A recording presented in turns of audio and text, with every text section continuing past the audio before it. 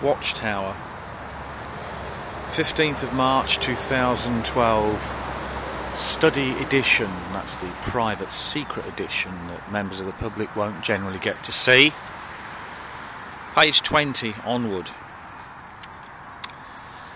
Paragraph 2 reads, "The other sheep should never forget that their salvation depends on their active support of Christ's anointed brothers still on earth." Now you're being told something specific here, Jehovah's Witnesses, and I want you to think about that. That's a red flag, or at least it should be a red flag, that your salvation depends on how you treat so-called anointed. So who's that referring to? Who is that actually referring to? You see, I thought that those that partook of the emblems were considered possibly mentally imbalanced by your handlers, by the governing body, who themselves claim to be anointed. Questions from readers, August 15th, 2011, Watchtower, talks about the governing body have no way of knowing the actual number of those who partake, and those who partake may be doing so because of previous religious belief or mental or emotional imbalance. It's always that ad hominem with them, isn't it? Always that same line of rudeness and insult from the governing body. What they don't like, they have to pigeonhole. Who they don't like, they have to pigeonhole as mentally imbalanced or mentally diseased. So what have you got? You've got mentally diseased apostates, mentally imbalanced anointed ones. Please insert your own trademark signs in the things I'm saying here.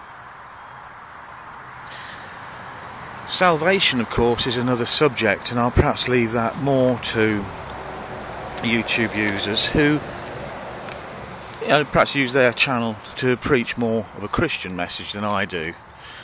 Although I claim to be a Christian, I try to keep fairly neutral, because my big aim really is to help those that are trapped in Jehovah's Witnesses to eventually escape.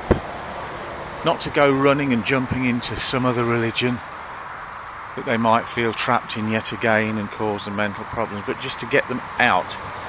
Jehovah's Witnesses, I want to ease you out of your pain.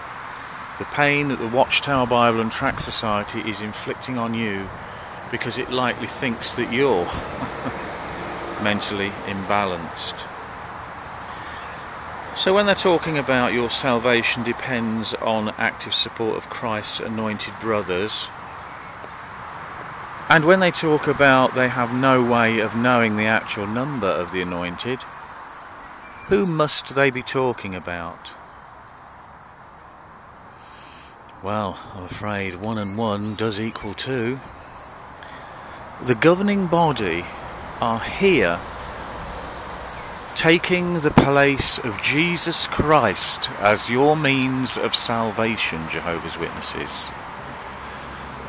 The governing body are saying they, and they alone, are the ones from which you can get salvation. Now, this isn't a rant. This is a sincere plea to Jehovah's Witnesses to wake up. It's time to smell the coffee. Watchtower, 15th of March 2012, page 20, paragraph 2. It's there in black and white. This isn't something that you can suspect has been tampered with by Satan's minions.